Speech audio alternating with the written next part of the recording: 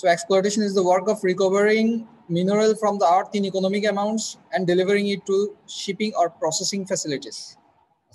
যেটা বললাম এই ফেজটার মেইন কাজই হচ্ছে মিনারেলটা রিকভার করে নিয়ে আসা, যতটুকু পরিমাণ আমাদের অ্যাকচুয়ালি ডিমান্ড থাকবে বা মার্কেটেবল থাকবে ততটুকু পরিমাণ নিয়ে আসা এবং এটাকে শিপিং বা প্রসেসিং এর জন্য পাঠানো, এটা হচ্ছে এক্সপ্লোরেশন স্টেজের কাজ। Although some activities of exploration and development continue in this stage, the chief activity is production of minerals that will be marketed. আচ্ছা, যদিও এই ফেজে আসলে যেহেতু আমরা ওর পর্যন্ত যাচ্ছি, ওরটাকে মিনারেল ওরটাকে এক্সট্রাক্ট করে নিয়ে আসবো, সো এক্সপ্লোরেশন এবং ডেভেলপমেন্ট ফেজের কিছু কাজ এখানে কন্টিনিউলি চলতে থাকবে। কারণ এক্সপ্লোরেশনের সময় আমরা অনেক কিছু এক্স্যাক্টলি মানে বার করতে পারি না, যেমন টনেজ বা গ্রেড, এগুলো আমরা জাস্ট একটা অ্যাপ্রক্সিমেশনের উপর বেস করে এক্সপ্লোরেশন স্টেজে করছি। এখন যেহেতু আমরা প্র্যাকটিক্যালি ওর পর্যন্ত পৌঁছাচ্ছি, আমরা আরো অনেক প্র্যাকটিক্যাল স্যাম্পল পাবো বা প্র্যাকটিক্যাল ইন্ডিকেশন পাবো, সেগুলো ইউজ করে আমরা এক্সপ্লোরেশন স্টেজে কাজগুলো আরো একুরেটলি করতে পারবো। সো এক্সপ্লোরেশনের কিছু কাজ এখন চলতে থাকবে, ডেভেলপমেন্ট স্টেজেরও কিছু কাজ চলতে থাকবে, কারণ আমরা জাস্ট ওরটা পর্যন্ত যাওয়ার জন্য ডেভেলপ করলাম, কিন্তু যাওয়া আসার ক্ষেত্রে কাজ যখন শুরু করবে, একটা যেকোনো একটা কাজ শুরু করার পরে অনেকগুলো প্রবলেম আরো ফেস করতে হয়, সেই প্রবলেম গুলো তখন আস্তে আস্তে সলভ করতে হয়। সো ডেভেলপমেন্ট স্টেজের কিছু কাজও এখানে চলতে থাকবে। হাসান বলো। স্যার প্রেজেন্টেশন মোড দিলে ভালো হতো, মানে আরেকটু ওকে ওকে ভালো লাগতো আমাদের মোবাইলে তো। আচ্ছা, মোবাইলে অবশ্য ছোট দেখায়, ঠিক আছে। সো এক্সপ্লোরেশন এবং ডেভেলপমেন্টের কিছু কাজ এখানে চলতে থাকবে, বাট মেইন ফোকাসটা থাকবে আমাদের মিনারেলটা এক্সট্রাক্ট করে নিয়ে আসা।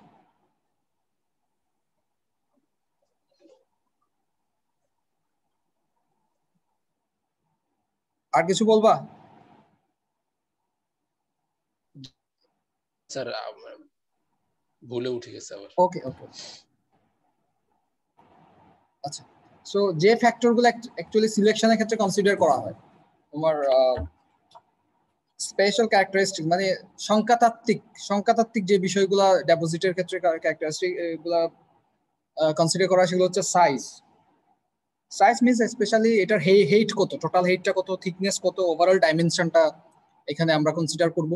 শেপের ক্ষেত্রে এটা কি টেবুলার নাকি ম্যাসিভ নাকি ইরেগুলার, এই ধরনের শেপগুলো কনসিডার করব, কারণ এক একটা শেপের ক্ষেত্রে আমাদের প্রসিডিউরগুলো এক এক রকম হবে। অ্যাটিটিউডটা কিরকম, অ্যাটিটিউড মিনস এখানে এটার ইনক্লাইনেশন কত অ্যাঙ্গেলে আছে, তোমরা এটা জিওলজিতে হয়তো পড়ছো, ডিপ, হ্যাঁ ডিপ অ্যাঙ্গেল পড়ছো হয়তো, তো ইনক্লাইনেশন বা ডিপটা কেমন, অ্যাঙ্গেলটা কেমন, অ্যাটিটিউডটা ওটা মিন করবে। ডেপথ তো বুঝতেই পারছো, কতটুকু ডেপথে এটা আছে আমাদের সারফেস থেকে, ওইটা আমাদের কনসিডার করতে হবে। ওর বাউন্ডারিতে রেগুলারিটি কেমন, চারিদিকে কি মানে একই টাইপের হোমোজেনিয়াস কিনা, ও যে বাউন্ডারিতে একই ধরনের সিচুয়েশন বিরাজ করতেছে কিনা সব দিকে, বাউন্ডারির চারিদিকে, নাকি এক এক দিকে এক এক রকমের এনভায়রনমেন্টাল বা জিওলজিক্যাল ফিচার আছে, সেটা আমাদের কনসিডার করতে হবে। এক্সিস্টেন্স অফ প্রিভিয়াস মাইনিং, এখানে আগে কখনো মাইনিং হয়েছে কিনা, সেটা আমাদেরকে কনসিডার করে আমাদেরকে আগাইতে হবে। জিওলজিক অ্যান্ড হাইড্রোলজিক কন্ডিশনস, আচ্ছা এই কন্ডিশনগুলো আসলে কতদিন আমরা যে ডেভেলপমেন্টের ক্ষেত্রে যে ফ্যাক্টরগুলো কনসিডার করছিলাম, ওখানকার যে জিওলজিক কনসিডারেশন ছিল এখানে অলমোস্ট সেম হবে, কারণ জিওলজিক ফিচারগুলো বা জিওলজিক ক্যারেক্টারিস্টিকগুলো same. So mineralogy and petrography এগুলো আমাদের কনসিডার করতে হবে, কেমিক্যাল কম্পোজিশনটা কনসিডার করতে হবে, ডেপোজিট স্ট্রাকচার, এটা এখানে ফোল্ড আছে কিনা, ফল্ট আছে কিনা, ডিসকন্টিনিউটি আছে কিনা, এগুলো আমাদের কনসিডার করতে হবে। প্লেনস অফ উইকনেস, আচ্ছা প্লেনস অফ উইকনেস মিনস এখানে কোনো ফ্র্যাকচার আছে কিনা, বা কোনো একটা দুই ধরনের লিথোলজি জয়েন্ট আছে কিনা, এগুলো আমাদের কনসিডার করতে হবে। Uniformity of grade, that means আমরা সব জায়গা থেকে সমান ইকোনমিক ভ্যালু পাচ্ছি কিনা, সমান ইকোনমিক বা মার্কেটেবল ওর এক্সট্রাক্ট করতে পারতেছি কিনা, নাকি এক জায়গায় ভালো ইকোনমিক ওর বা ইকোনমিক মিনারেল বেশি আর এক জায়গায় কম, এই ইউনিফর্মিটিটা কনসিডার করা যাবে। অল্টারেশন অ্যান্ড ওয়েদার জোনস, যে কোনো জোন কি অল্টার্ড হয়ে গেছে কিনা, মানে কোনো একটা জোনে বিশাল কোনো চেঞ্জ আসছে কিনা, এই ধরনের জোনগুলো কনসিডার করতে হবে। এক্সিস্টেন্স অফ স্ট্রাটা গ্যাসেস, এটা হচ্ছে বেসিক্যালি মাটির নিচে যখন আমরা যাই তখন ডেপোজিট গুলোর ভেতরে ভেতরে বিভিন্ন যে পোর স্পেস থাকে ওখানে স্ট্রাটা গ্যাস লুকায় থাকে, বেসিক্যালি এগুলো মিথেন হইতে পারে, ম্যাক্সিমাম ক্ষেত্রে মেবি মিথেনই হয়। সো ওই গ্যাসগুলা প্রেজেন্স কেমন, কারণ অনেক সময় প্রোডাকশনের ক্ষেত্রে এই গ্যাসগুলোও চলে আসে, সো গ্যাসগুলো আলাদাভাবে নিয়ে আসতে হয়। সো এই ধরনের এখানে কিছু প্রসেস আছে, তোমরা হয়তো যখন ভবিষ্যতে মাইনিং সিস্টেম কোর্স বা পড়বা বা অন্যান্য কোর্স, তখন কোল ভ্যাট, মিথেন, আন্ডারগ্রাউন্ড কোল গ্যাসিফিকেশন, এই ধরনের প্রসেসগুলো আছে, তখন এই ধরনের বিষয়গুলো কনসিডার করা হয়। Geotechnical properties, geotechnical properties means আসলে সয়েল এন্ড রক মেকানিক্স নিয়ে, সয়েল এবং রক মেকানিক্স রিলেটেড। সো এখানে সয়েল মেকানিক্স বা রক মেকানিক্স এর ক্ষেত্রে যেগুলো যে প্রপার্টিগুলো কনসিডার করবে, elastic property, that means strength, যেগুলো তোমরা ইন্টারে পড়ছো, strength, modulus of elasticity, Poisson's ratio, এই টপিক, এই যে টার্মগুলো এগুলো কনসিডার করা হয়। সো এগুলো বেসিক্যালি তোমার কাছে জাস্ট তোমার একজন বিগিনিং লার্নার, মানে বিগিনার হিসেবে তোমার যেগুলো জানা দরকার, তুমি এই টপিক কি কি টার্ম কনসিডার করো এগুলো তোমার জানা দরকার। এগুলো ডেপথে বা ডিটেলস তুমি এখন সবকিছু আসলে তোমার পক্ষে জানা সম্ভব না, বাট কি কি টপিক আসলে আমরা কনসিডার করি বা কি কি আমরা ফ্যাক্টর কনসিডার করি এই জিনিসগুলো তোমাকে জানতে হবে। আচ্ছা, প্লাস্টিক বিহেভিয়ার আর স্টেট অফ স্ট্রেস, মোট কথা জিওটেকনিক্যাল প্রপার্টিজে স্ট্রেস নিয়ে কাজ করা হয় বেসিক্যালি।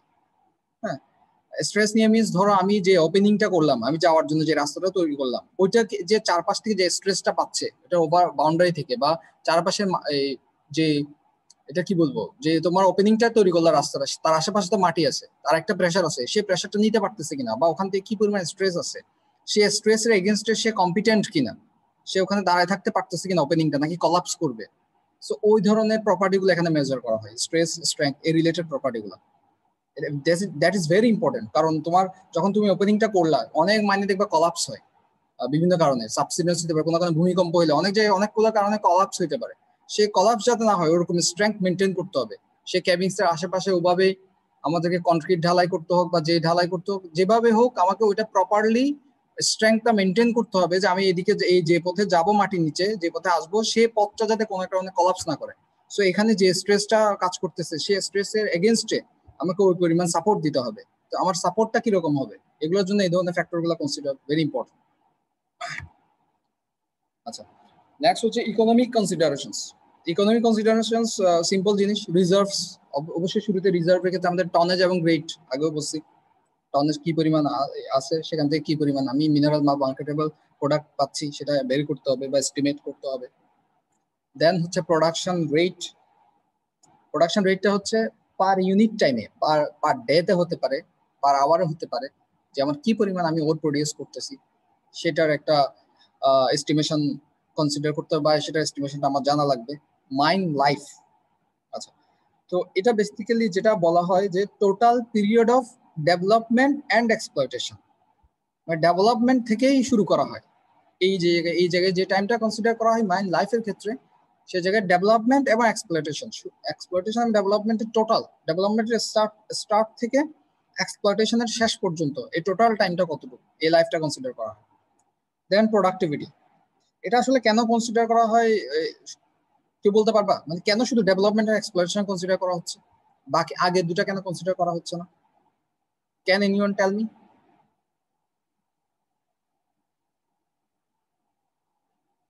কেন প্রসপেক্টিং এবং এক্সপ্লোরেশন আমি কাউন্ট করতেছি না মাইন্ড লাইফের ক্ষেত্রে, প্রথম দুটা কেন কাউন্ট করতেছে না?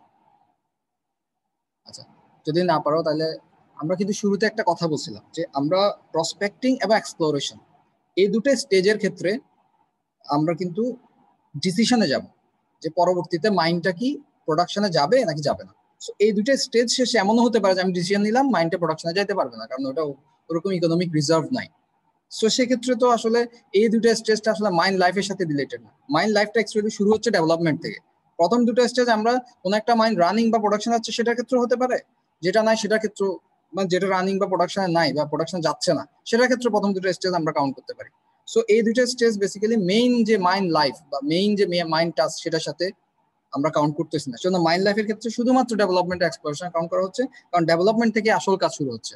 প্রথম দুটো কাজ ছিল ইনিশিয়াল কাজ, মানে আমাদের ডিসিশন নেওয়ার ক্ষেত্রে।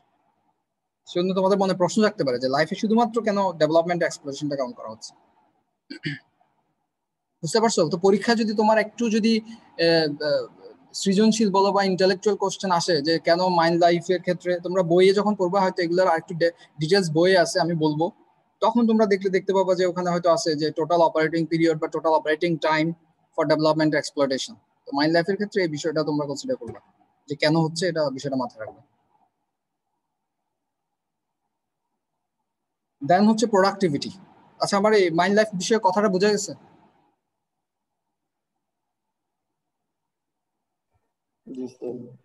জি স্যার। যারা শুনতেছো আর কি, অনেকে তো মনে হয় লগ ইন করে এমনিতেই বসে থাকো আর কি, ক্লাসের মতো। সবাই তো মনোযোগ দেওয়া সম্ভব না নাকি? আচ্ছা, productivity tons or employee per hour, এটা প্রোডাক্টিভিটি যেটা বললাম যে কি পরিমাণ প্রোডাকশন হচ্ছে আর কি, বা কতটুকু ক্ষমতা আছে প্রোডাকশন দেওয়ার। কম্পারেটিভ মাইনিং কস্ট অফ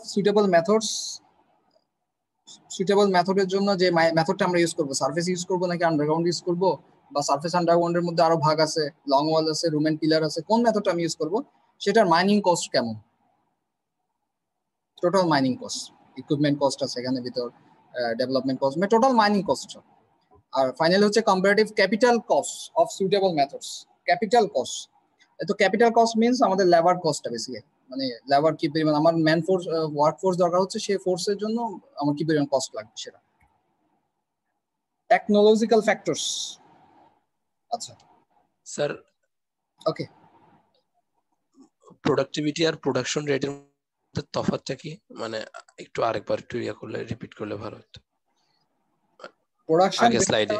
হ্যাঁ, প্রোডাকশন রেটটা হচ্ছে বলছিলাম যে পার আওয়ারে কি পরিমাণ, হ্যাঁ পার আওয়ারে কি পরিমাণ প্রোডাকশন হইতেছে, জি স্যার।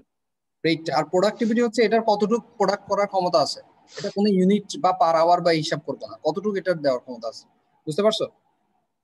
একটা হচ্ছে রেট জি আর স্যার। প্রোডাক্টিভিটি, এটা একটা হচ্ছে এটার এবিলিটি। প্রোডাক্টিভিটি মানে কি আসলে এবিলিটি থেকে শব্দটা পায়, কি পরিমাণ প্রোডাকশন দেওয়ার এবিলিটি এটাতে আছে।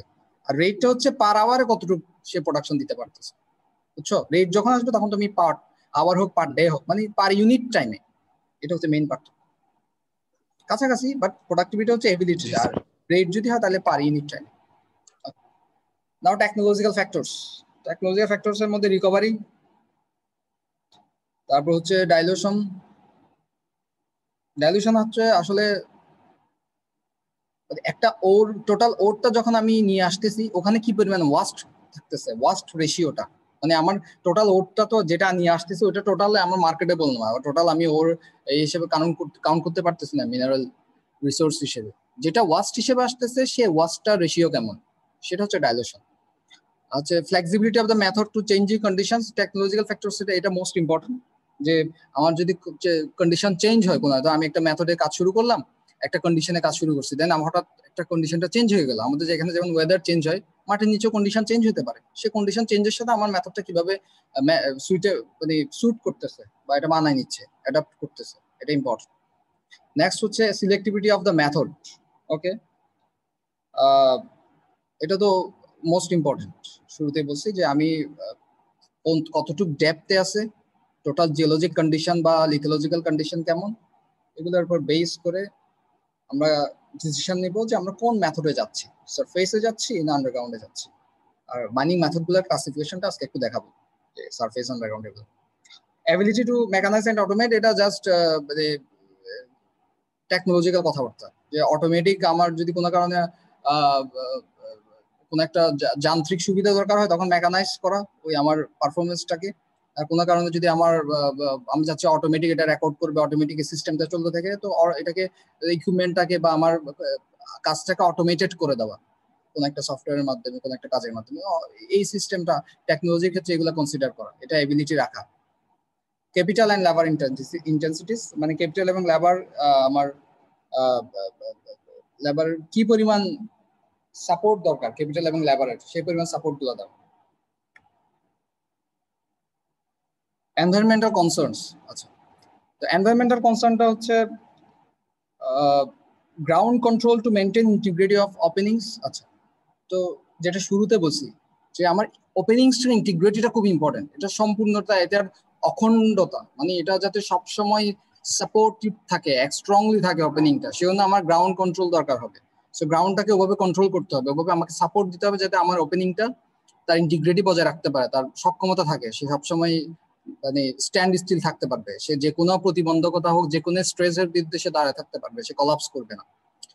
দেন সাবসিডেন্স অর ক্যাভিং ইফেক্ট, সাবসিডেন্স অর ক্যাভিং ইফেক্ট, কোনো কারণে যদি মাটির নিচে কোনো একটা জায়গায় কলাপস করে বা কোনো একটা জায়গায় মাটি ধস হয়, সেক্ষেত্রে আমার এই ইফেক্ট গুলো কনসিডার করতে হবে যে ওরকম লুজ ফরমেশনে আমি যাচ্ছি কিনা, যে লুজ ফরমেশনে গেলে এটা আমার ক্যাভিং ইফেক্ট বা সাবসিডেন্স ইফেক্টস হতে পারে, এবং এগুলো হইলে আমি সাথে সাথে কি ধরনের মেজার প্রোটেক্টিভ মেজার নিব বা কি ধরনের অ্যাকশনে যাব সেটা।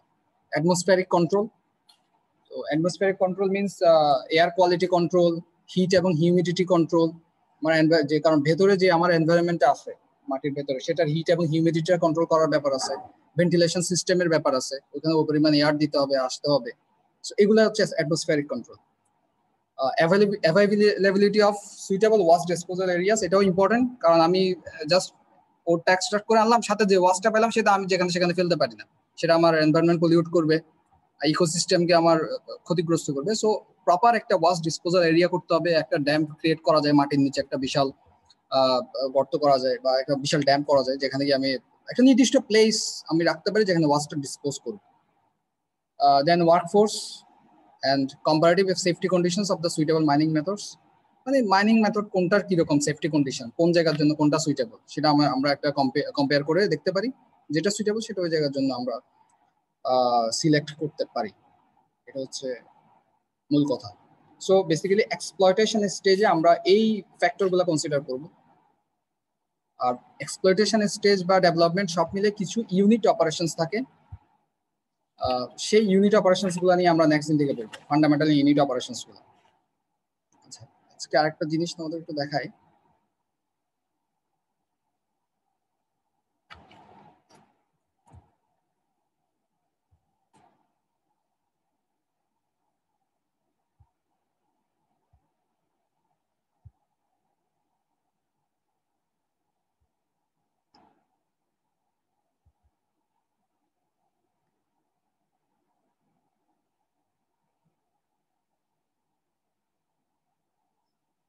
আচ্ছা, তোমাদের কি দেখা যাচ্ছে পেজটা? জি স্যার। ওকে স্যার স্পষ্ট না। স্পষ্ট না? না স্যার। স্যার মোটামুটি স্পষ্ট নাকি মোবাইলের নেটওয়ার্কের কারণে নাকি? স্পষ্ট তো হওয়ার কথা, আমার স্ক্রিন একদম স্পষ্ট।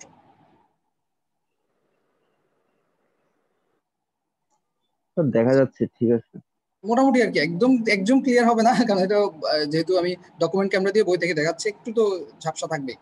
আচ্ছা, তো এটা বেসিক্যালি মাইনিং মেথডের বেসিক ক্লাসিফিকেশন এখানে শো করতেছে। আমরা বলছিলাম শুরুতে দুই ধরনের মেথড আছে, একটা হচ্ছে সারফেস এবং আন্ডারগ্রাউন্ড, এবং আমরা ইনশাল্লাহ প্রত্যেকটা মেথডের চেষ্টা করব যতটুকু বেসিক মেথড, প্রত্যেকটা না হলেও যেগুলো আমাদের জানাটা ইম্পর্টেন্ট, প্রত্যেকটার বেসিক প্রিন্সিপাল, প্রত্যেকটার মানে কোন কন্ডিশনে এগুলো সুইটেবল, কখন আমরা কোন ইয়েটা সিলেক্ট করব, সিলেকশন ক্রাইটেরিয়া কোনটা, অ্যাডভান্টেজ কি, অ্যাডভান্টেজেস কোনটা, লিমিটেশনস কি, এই জিনিসগুলো আমরা প্রত্যেকটা মেথডেরই পড়বো। কারণ আমাদের যেহেতু মাইনিং ইন্ট্রোডাক্টরি মাইনিং ইঞ্জিনিয়ারিং, তো মাইনিং ইঞ্জিনিয়ারিং কাজই হচ্ছে যখন আমি মাইনিং মেথডটা যখন আমি মাইনিং একটা খনিতে যখন কাজ করতে যাব বা মাইন একটা প্রজেক্টে কাজ করব, তো শুরুতে আমার এই ধরনের ইয়েতে পড়তে পারি যে এই কন্ডিশন আমার সামনে আছে, তোমাকে দেয়া আছে এই কন্ডিশন, এ তো ডেপথে আছে, এই ধরনের অবস্থা এই খনিটার, বা তখন তুমি সিলেকশন ক্রাইটেরিয়া গুলা দেখে তোমার ওই মেথডটা সম্পর্কে যদি যথেষ্ট আইডিয়া থাকে তখন তুমি এটা সিলেক্ট করতে পারবা। তোমাদের থার্ড ইয়ার একটা কোর্স আছে মাইনিং সিস্টেম, যেটা তুমি আরো ডেপথে পড়বা মাইনিং সিস্টেম প্রত্যেকটা মেথড নিয়ে। তো আমাদের এখানে আরো অনেক কিছু পড়ার আছে, কিন্তু একটা মূল আমাদের একটা টপিক হচ্ছে এই কোর্সের যে মেথড গুলো সম্পর্কে বেসিক আইডিয়া নেওয়া। তো বেসিক আইডিয়া নেওয়ার আগে আমরা শুরুতে ক্লাসিফিকেশনটা একটু দেখতে পারি। এটা হচ্ছে একটা বেসিক ক্লাসিফিকেশন মাইনিং মেথডের। তোমার যেমন সারফেস এবং আন্ডারগ্রাউন্ড। বেসিক্যালি শুরুতে দেখো লোকাল, বা লোকাল এটা মিনস মেইন দুইটা ভাগ কি, সারফেস, আন্ডারগ্রাউন্ড। সারফেস মেথডে দেখো তুমি দুটা মেথড আছে, মেকানিক্যাল এবং অ্যাকোয়াস। দুই ধরনের মেথড, সারফেসকে আবার দুই ভাগে ভাগ করা হয়েছে, আর অ্যাকোয়াসকে আবার দুটা ভাগে ভাগ করা হয়েছে, প্লেসার এবং সলিউশন। প্লেসার এবং সলিউশন এগুলো সব ডিটেলস কিন্তু পড়বো, ডিটেলস না হলেও অ্যাটলিস্ট ডেফিনেশন গুলো পড়বো। সো মেকানিক্যাল যে মেথডটা আছে সারফেসের মধ্যে, সেটার এক্সাম্পল গুলো বলা হচ্ছে। সেটা এক্সাম্পল হচ্ছে ওপেন পিট মাইনিং, যেটা আমি শুরুতেই বলছি সারফেসে সবচেয়ে বেশি যেটা প্র্যাকটিস করা হয়, open pit mining, quarrying, open cast mining, auger mining. Then তোমার প্লেসার মাইনিং এর ক্ষেত্রে দ্যাট মিনস সারফেসে আসি এখনো, অ্যাকোয়াসের দুটা ভাগ, একটা প্লেসার একটা সলিউশন। প্লেসারের ক্ষেত্রে দুটা ভাগ আছে, হাইড্রোলিকিং এন্ড ড্রেজিং। আর সলিউশনের ক্ষেত্রে বোরহোল মাইনিং। বোরহোল মাইনিং এর একটা ইয়ে দেওয়া হয়েছে, এক্সাম্পল দেওয়া হয়েছে, সেটা হচ্ছে তোমার লিচিং। আচ্ছা, তো এখানে কমোডিটিস মিনস আসলে কিছু এক্সাম্পল দেওয়া হয়েছে যে আমি ওপেন পিট বেসিক্যালি কিসের ক্ষেত্রে ইউজ করি, হ্যাঁ, কোয়ারিং কিসের ক্ষেত্রে ইউজ করি, ওপেন পিটের ক্ষেত্রে বলা হচ্ছে এটা মেটাল নন মেটাল সব ধরনের আমি ওর ডেপোজিটের ক্ষেত্রে ইউজ করতে পারি। আচ্ছা, নন মেটাল ক্ষেত্রে ইউজ করতে পারি। ওপেন কাস্টের ক্ষেত্রে কোল বা নন মেটাল ইউজ করতে পারি, এখানে কোলের ক্ষেত্রে ইউজ করতে পারি। জাস্ট কোন কোন মানে এটা অ্যাপ্লিকেশনটা বেসিক্যালি এটা কোন কোন ধরনের ওর ডেপোজিটের ক্ষেত্রে আমরা ইউজ করতে পারি এটা এখানে দেখানো হয়েছে। দেন আসো আন্ডারগ্রাউন্ড মাইনিং।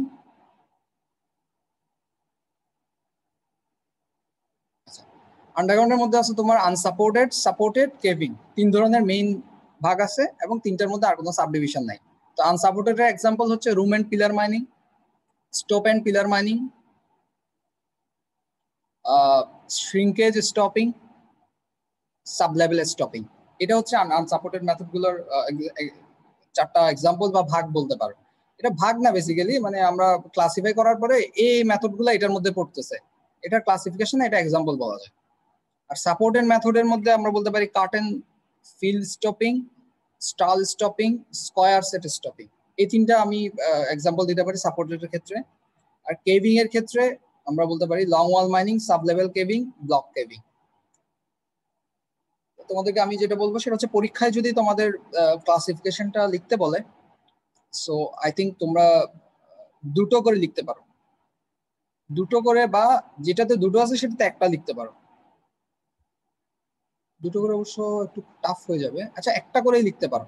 1টা করে মিনস তোমরা নোট ডাউন করে রাখতে পারো যে কোশ্চেন যদি এই ধরনের পাও। 1টা করে মিনস বুঝতে পারছো? ধরো surface, mechanical, open pit, aqueous, placer, hydraulicking, aqueous, solution, borehole mining. মানে মেথড যে ইয়েটা আছে, মেথড যে পার্টটা আছে বা কলামটা আছে, সেই কলামটা থেকে 1টা করে লিখলেই চলবে। বুঝতে পারছো? Yes, sir.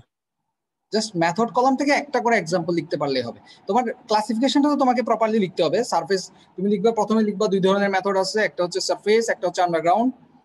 সারফেসকে আমরা 2 ভাগে ভাগ করতে পারি, মেকানিক্যাল এবং অ্যাকোয়াস। সেখানে আবার অ্যাকোয়াসকে আমরা 2টা ভাগে ভাগ করতে পারি, প্লেসার এবং সলিউশন। আন্ডারগ্রাউন্ডকে আমরা 3 ভাগে ভাগ করতে পারি, আনসাপোর্টেড, সাপোর্টেড এবং কেভিং।